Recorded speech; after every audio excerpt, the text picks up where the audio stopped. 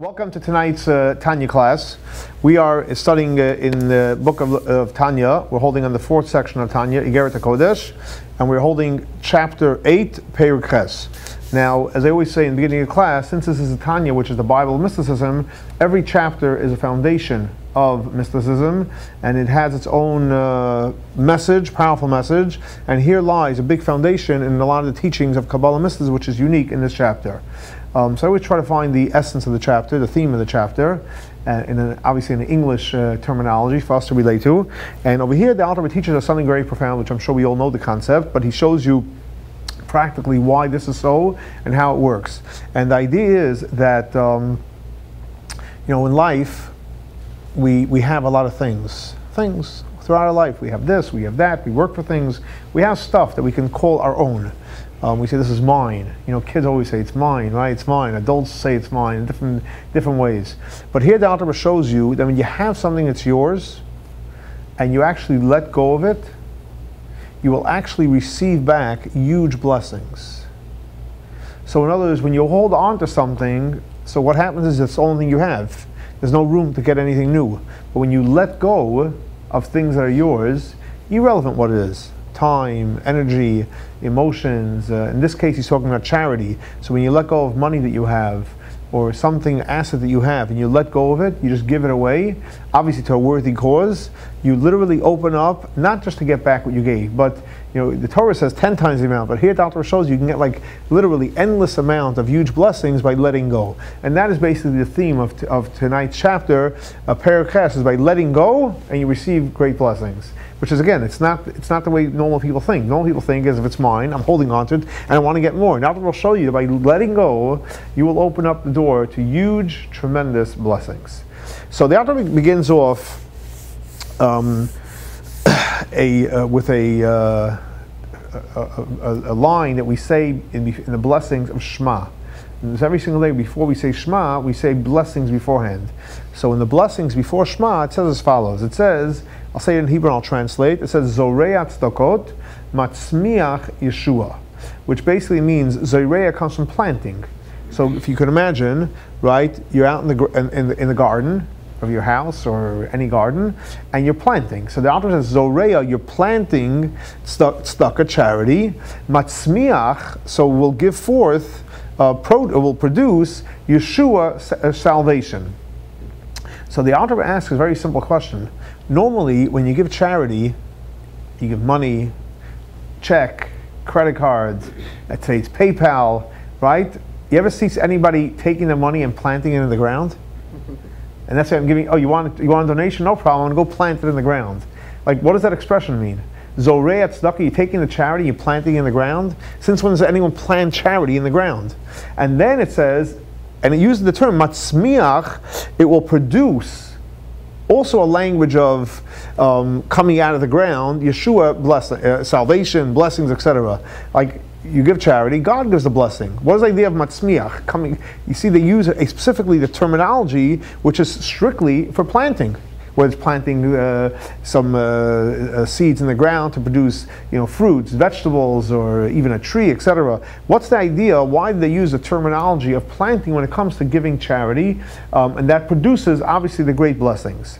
So the Alter Rebbe quotes from the Talmud. The Talmud says as follows, that there was a rabbi called Rabbi Elazar, and before he prayed, he always gave charity. The expression is, first he gave money to the poor person, and then he would pray. Now, the question is, everyone knows you get up in the morning, the first thing you're supposed to do is go pray. You say Modani, you say the morning blessings, and you go to the synagogue, etc. But here he says, no, stop. Yeah, you do the Modani, you wash your hands, and you do the morning blessings, but before you start the prayer service, he would find a poor person. This is the times of the Talmud.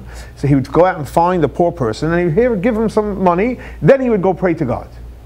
Today, we actually, if you go into any synagogue in a bigger city, right, when you come to synagogue, there's a lineup of poor people that come around, and they ask for charity, and if there's no poor person, there's usually a charity box, and usually people have a custom, based on this and based on many other sources, to give some charity before you pray. And the question is, why to give charity before you pray? What's wrong with giving it after prayers? But here you see, not only did he give charity, which is important, but he specifically gave charity before he prayed. So obviously you see there's something about giving charity before you pray. Now why would someone give charity before you pray? So there's a verse in Psalms that King David says as follows: Ani b'tzedek אחזה פניך. What does that mean? What does that mean as follows? King David, we all know, wanted very much, as we all do, to see God, but not just the external part of God, like, a wave from goodbye. We want to have panicha. What does panicha mean? Panicha means the face. So for example, what does it mean you have a relationship with someone? A real relationship is that when you're seeing the person face to face. It means physically, face to face, but more importantly, it means their real self. The person's revealing who they are to you. It's an open relationship. It's a vulnerable relationship. It's an honest relationship. It's a panim el panim. It's a real revealed relationship. You're both being honest. You're both being vulnerable to one another. So King David says he wants to have the Achze. How does he want to see God? He wants to see God face to face. So how does he see God face to face? So he says, b'tzadek, he does tzedakah, he does charity in order that he should be able to see God face to face. Now, why does King David say ani b'tzadek? In other words, you see the same idea, just like Rabbi Elazar would give charity before he would pray. The same thing also, in order to be able to see God face to face, he'd have to give charity. The question is, why do you have to give charity first? So the Alter Rebbe explains as follows. What does that mean, you're going to see God face to face? What does that mean practically? So the Alter Rebbe explains that since God, the infinite God, created this world, and this world, God is revealed or concealed? God's concealed. Where is God revealed? In the infinite world, he's revealed. In this world, God's concealed. So if you get up and you pray, right? You want to daven. When you're praying, you're going to talk to Hashem. You're going to pour your heart out to Him. You're telling Him how your day was, how you'd like it to be, your struggles, your challenges, your successes. Just an honest, open relationship. So you want to be talking to the walls. You want to be talking to God. You want to be talking to God. Do you want to be talking to a God that's concealed, a God that's hiding, or do you want to talk to God in a revealed way and have an open, honest relationship with Him? You want the revealed thing. So King David said, if you want the revealed thing, you have to do tzedakah first. But the question is, why do you have to do tzedakah first? So the Alter Rebbe explains, because ultimately, since we want a God to reveal Himself, now, when somebody reveals himself, is that coming from Chesed, or is that coming from Gevura? When somebody is closed, is that Gevura or is that Chesed? Closed is So when you're closed, it's Gevura. When you're open, it's Chesed. It's very simple. When basically, I'm not available right now. Is that Gevura or Chesed? That's Gevura. I'm not available. What was the I'm not available. When a person is available, that's Chesed. Now, you can be available on different levels. You can be physically here, and your mind and heart can be somewhere else. So even though you're physically here, that's a little Chesed, but most of you, the important stuff is Gevura. You're not here. But if you want to be totally present, you have to be totally in a Chesed perspective. So if we want God to be totally revealed, guess what? We want God to be in what kind of mode? We want God to be in a mode of Chesed. So when God's in the mode of Chesed, He's going to be here physically, He'll be here emotionally, He'll be here spiritually, and God will be totally revealed. Now, the reality is, the Alter Rebbe explains, God loves us, right? So the only thing God wants to be revealed? Sure He does. He wants to give us everything. But the problem is, as much as God wants to reveal Himself, in heaven there's the attribute of Gevura, the attribute of justice, and the attribute says, whoa, why reveal themselves totally to these people? They've let you down. Could you trust them? Maybe they'll let you down in the future. And there's a constant argument. Again, anything for not revelation comes from Gevura. So there's a constant argument from Gevura, whether it's from within or without, saying, don't reveal yourself. So in order for God to reveal Himself, not only there has to be Chesed, has to be an attribute of kindness that wants to reveal Himself, but it has to be so strong that it not only is there to reveal Himself, but you actually have to overpower all the arguments of Gevura that you shouldn't reveal yourself. It's both. The chesed has to be there for the revelation, and the chesed has to be there to overcome the gevura that doesn't want the revelation. So now, who wins? If there's a battle between chesed and gevura, who wins? Who wins? Depends who's stronger. Chesed. Well, chesed could be stronger, sometimes gevura could be stronger. A lot of times you want to do something, and some voice tells you don't do it. Who wins? Sometimes chesed wins, sometimes gevura wins. Now, ultimately, what do we want? We want God to reveal Himself or not reveal Himself? We want God to reveal Himself. Yeah.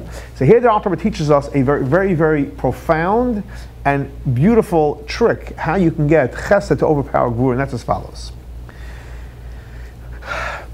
The Alter Rebbe says like this. There's a rule that, and I'll say it in Hebrew and I'll translate it, Midah שאדם מודד במודדים לו, which means the way you measure for someone else, that's the way it's measured for you.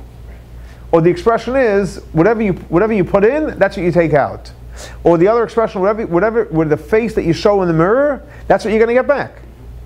Now, comes along and we say, God, reveal yourself. I'm here, I'm praying, I want you to talk to me. Right? I want you to reveal yourself. Don't hold anything back. I want you to give me everything I'm asking for. We want God to produce chesed. But on the other hand, that's gevura fighting. No, don't give him everything he wants. But if we're able to awaken in God that He should bring out the chesed, so not only regular chesed, but chesed that He should give us, but He should also be able to overcome the gevura that's out there. What do we need to do? So we need to do b'midah she'adam moeded. We need to produce some chesed on the table, and that will cause God to produce the great chesed. So the Alter Rebbe says, therefore, what happens before? What do we do before prayers? You give charity. What's charity? Charity is called chesed. Think about it. This thing belongs to you. It's yours. Now you can say, hey, be nice. Do chesed. Give it to someone else. Give it to a poor person. Give it to a needy person. That's chesed. On the other hand, what do we have? You have gevura that's saying, no, don't give to the other person. So when gevura is saying don't do it, so you need chesed to be totally overpower the gevura. So what happens? We go ahead and we say, you know what? Even though I want to go ahead and maybe not give, I'm going to go ahead and practice chesed. I'm going to practice full chesed to go ahead and do. What is that called in Kabbalistic terminology? So it's something in Kabbalistic terminology called dltתא, which basically is called an awakening from below, which causes דלעילא, awakening from above. What does that mean practically? It means like this. It means as follows. When I go ahead and I go ahead and I do chesed to somebody, right? When I go ahead and I do chesed, so what happens, I do something nice. So now what does that do? That causes an awakening in above that God should want to do chesed. In other words, if we go ahead and we do something nice to somebody else, the fact is everyone in this world who's God's children. So when we do some chesed, something kind for somebody else, we're doing nice for God's children. God gives a look and says, oh my gosh, these people are doing something nice, right? They're doing chesed. So guess what? I'm going to have to do chesed back. What's my chesed I'm going to give him back? I'm going to totally reveal himself. Now, so the Alter asks the question, wow, that's amazing. On one hand, what did we just learn? That when we do chesed, Hashem looks at us that we did chesed, Hashem is going to do chesed for us. Now, normally, when you do something, when you make an investment, for example, there's normal returns. Whatever the normal returns are. So if you go ahead and do chesed in this world, what's this world called? Olam Haza, right? Olam Haza, this world. So God's going to give you back chesed. What's the chesed He's going to give you? He'll give you, for example, something comparative. He'll give you either chesed back in this world, you'll have an easy, nice, good life, or even if you're lucky, He'll give you a place in Olam Haba, in the world to come. So in other words, when you do chesed in this world, God will give you chesed either in this world back, He'll give you something, health, wealth, happiness, etc. And if you're really lucky, He'll give you Olam Haba also, which makes sense. It's a return, and it's a great return. Wonderful. But here the Alter Rebbe says, 1 second. Not only are you going to get reward back in this world, Olam Haza, you're going to have a healthy life and happy life and all the good stuff. Not only are you going to have Chesed in the world to Olam Haba, but here we're saying that when a person prays, you're going to have God reveal Himself to you on the greatest levels. The infinite light, the infinite power of God is going to reveal Himself to you. So the Alter Rebbe asks a simple question: why would God give you such a great reward? I mean, it has to make sense. Here He's going to give you such a high level of reward, which is called, the Alter Rebbe calls it the level of Teshuva Ilah, highest level of Teshuva, where God is totally not holding anything back. Why would God go ahead and give us such a phenomenal reward for doing some chesed? So the Alter Rebbe comes along and he explains it based on a parable. And the parable goes as follows. And then you'll appreciate why the Alter Rebbe opens up this chapter 8 with the terminology of Zor'a, planting seeds, and מצמיח, where it uses a term of planting, which produces produce. And the Alter Rebbe says like this. Okay, when you go ahead and you're planting, whether it's at home, wherever you're planting, and you take some seeds, whether you're planting grass, wheat, any other type of nuts and seeds, or you're planting a tree, anytime you plant. So you go ahead and you take a seed and you dig up a little of the ground. I'm giving you like a planting course, right? You dig up a little of the ground and you right? Pottery class, there you go. You put the seeds in the ground and then you cover it back up and then you water the ground and then obviously you pray, right? Something should come out. Anyway, but so let's think a second. Now, if we're able to take like a X-ray vision into the ground, and we're able to watch, right? Let's make believe we had a handful of seeds, and we're able to take an X-ray vision that can see through the earth, and we look through the ground, and we watch what happens to these seeds. What happens? So if you give a look, these seeds that you put in, beautiful seeds, they literally start decaying, and they literally become destroyed. They fall apart, and all of a sudden, depending on what the seed is, right? There's different things going to grow. If there were seeds for tomatoes, there'll be tomatoes or potatoes or eggplants or berries, or even maybe like a tree, an orange tree, an apple tree. Over time, it's going to start producing that. So the Alter asks a simple question. Whoa, a few questions. Question number one is: you took seeds. There were seeds. You put it in the ground.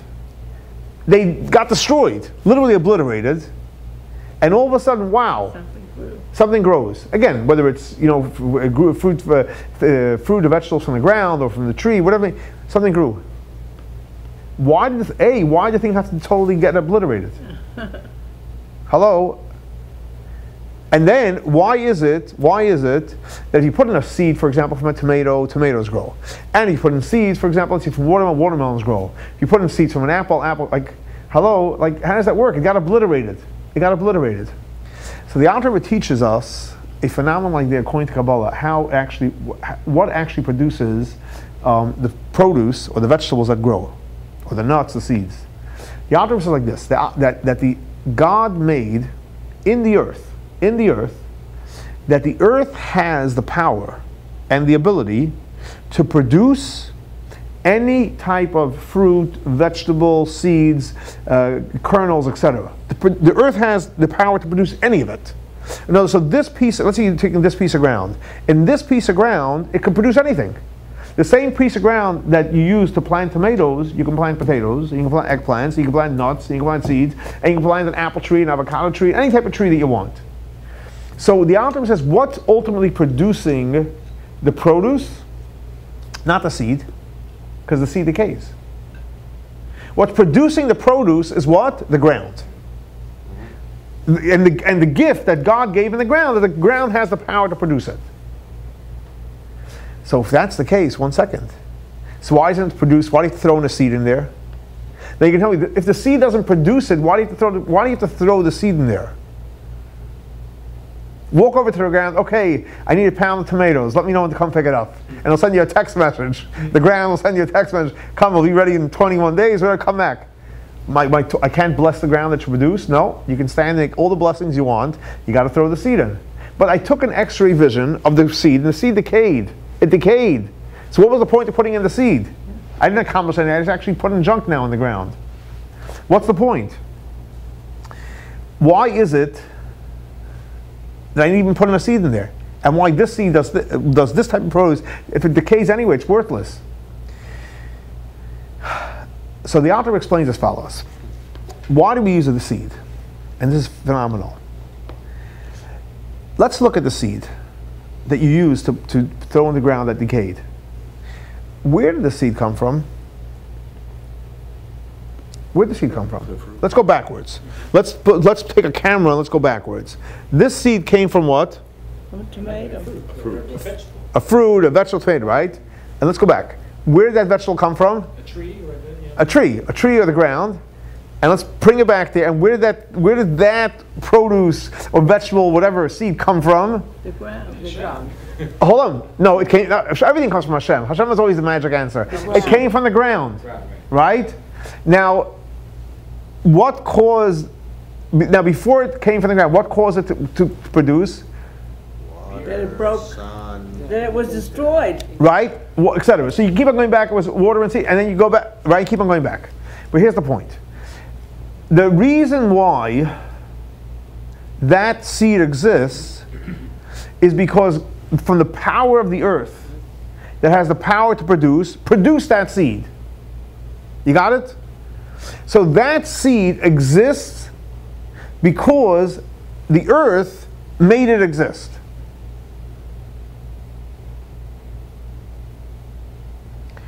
And it became a thing. Because at one point it didn't exist. At one point, did that seed exist? It didn't exist. Think about it. At one point, did that seed exist? It didn't. Go backwards, right? You have a seed. It came from a fruit. Go back. That fruit once didn't exist. It was in the ground. And before it actually produced, did that seed exist? No. It didn't exist. It did not exist. Wow. So that seed at one point did not exist. It became into existence. So you're holding in your hand now something that at one point didn't exist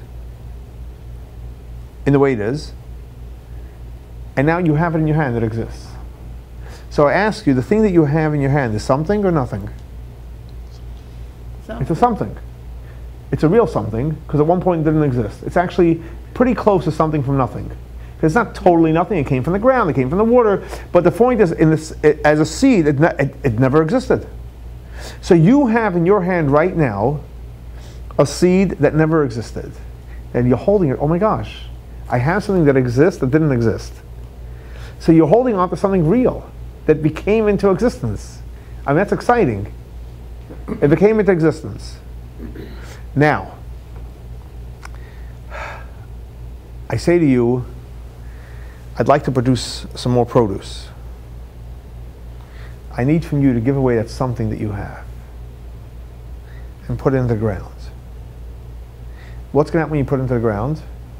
It's going to disappear. You don't have it. Stop. Let's stop. Let's freeze that moment. I'm going to take from you that seed. I'm going to put it in the ground. And what's going to happen once I put it in the ground? I'm stopping the video right now. Not this video. I'm stopping the video of life. What's going to happen? I put it in the ground, and it totally I'm not telling you what's going to happen afterwards. At this moment, so I say to you, give me that seed.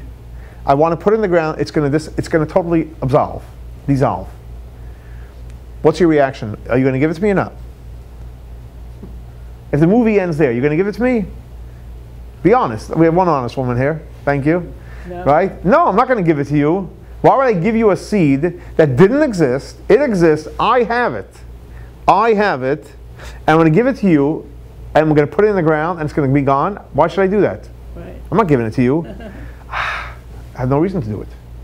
But no. You know why? Now let's move on with the movie further. I'm taking you to the future, because after it totally goes away, you know what's going to happen? It's not only going to produce a seed, it's going to produce fruit, vegetables, whole new gardens, trees, etc.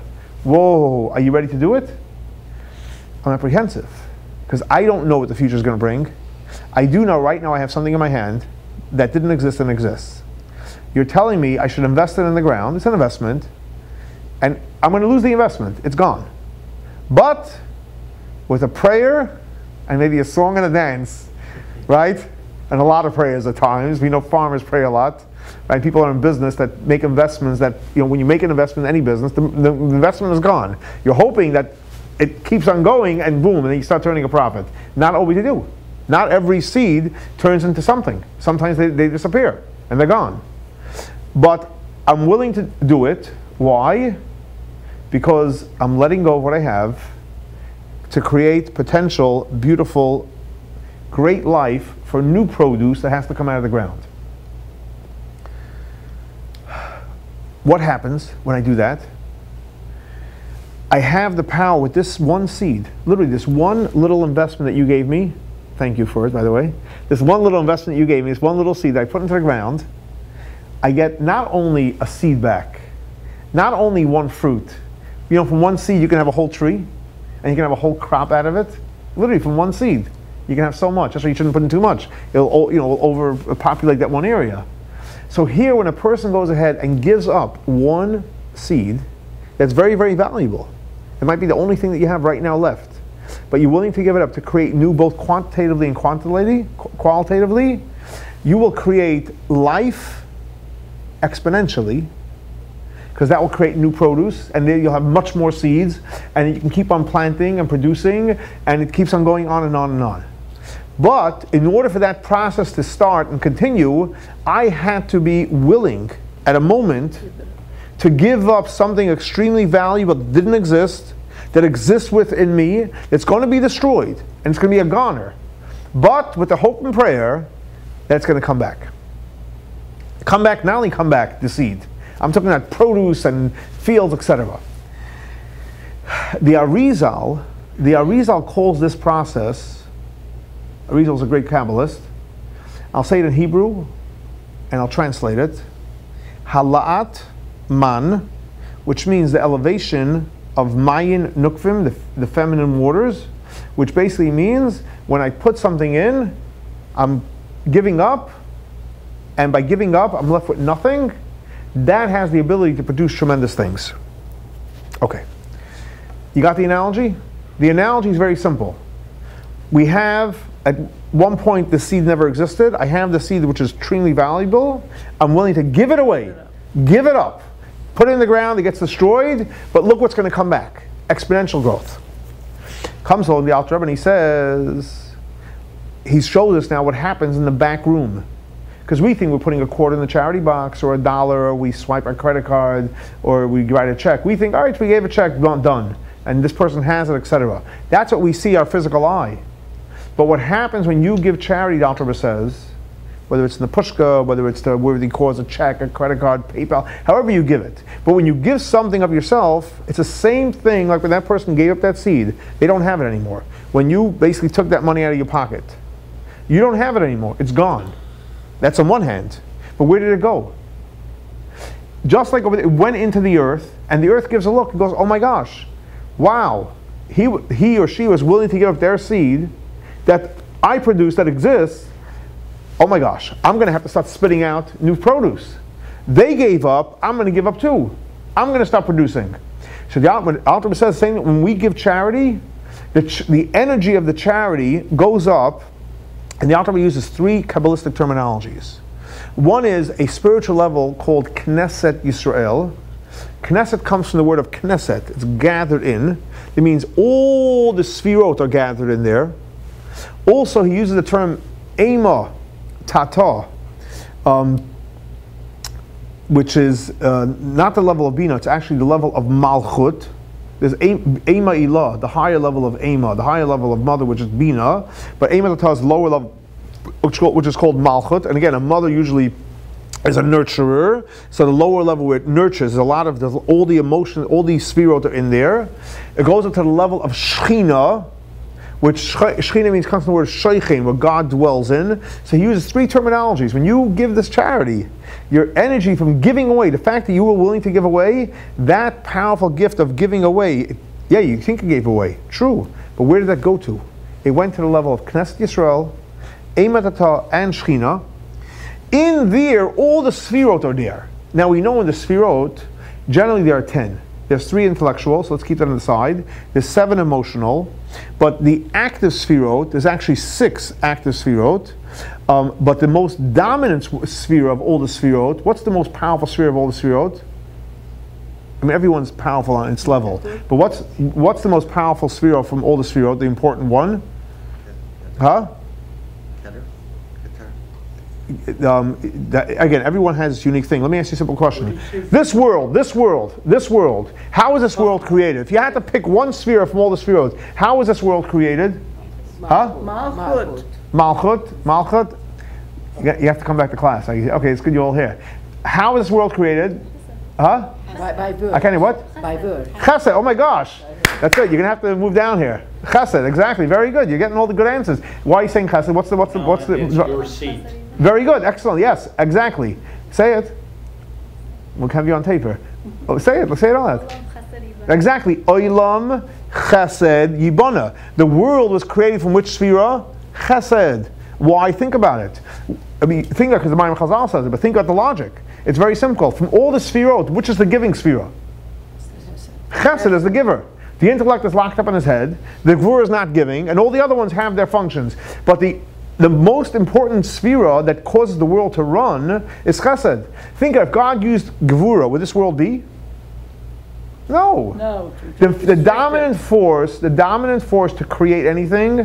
Think about someone that's successful. All successful people, the dominant force is Chesed. Because the dominant force is Gevura, they wouldn't allow themselves to totally go to the next level. So Chesed is the cause for any building. Chesed is the cause for any success, and for all success comes from Chesed.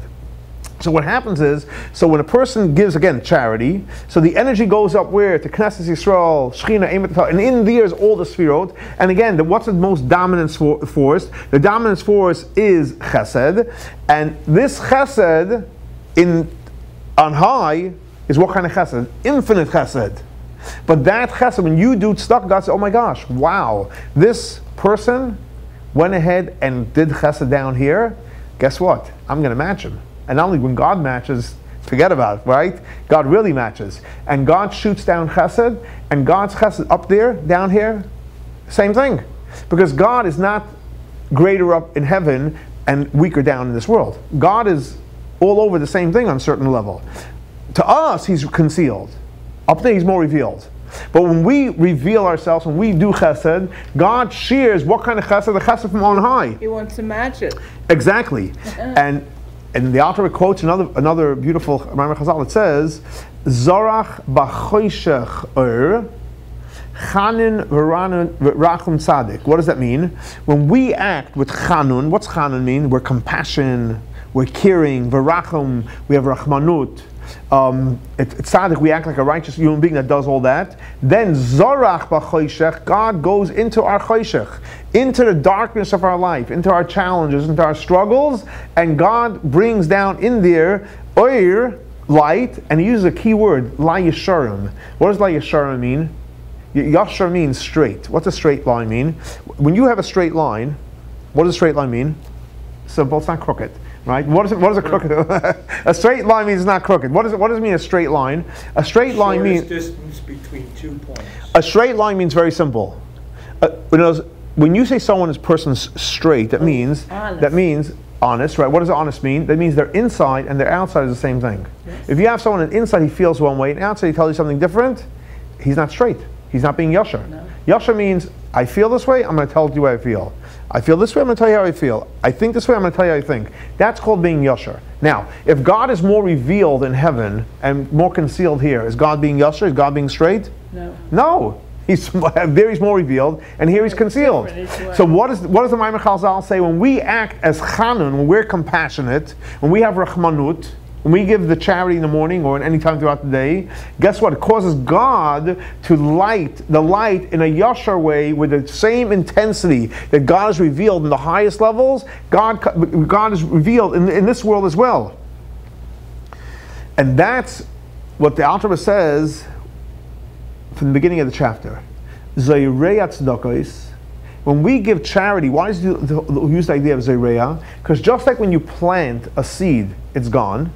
The same thing when you give away your money, it's gone on some level.